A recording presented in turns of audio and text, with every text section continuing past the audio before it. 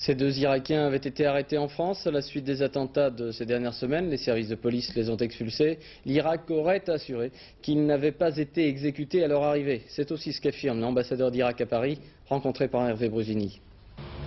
Les deux hommes détenus à Bagdad sont sains et saufs, affirmait à nouveau ce matin l'ambassadeur d'Irak. Leur sort sera fixé par la justice de notre pays. Ça dépend le procès, et le cours, et le jugement.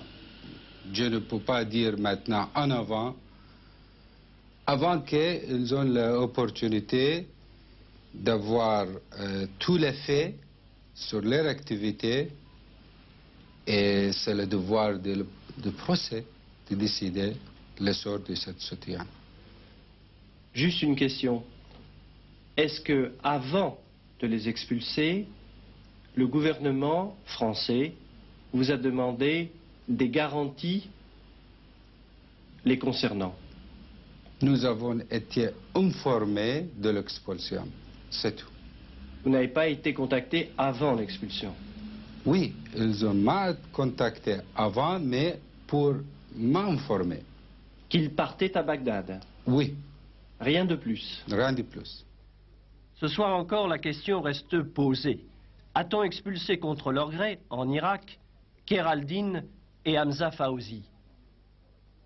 Il a été demandé à la Grande-Bretagne et au Paraguay de les recevoir. Ces pays ont refusé. C'est alors que la question s'est posée de leur expulsion dans les conditions juridiques que je viens de dire et que, ressortissants irakiens, la police a cru devoir les expulser vers leur pays. Aucune protestation, aucune procédure n'a été enregistrée.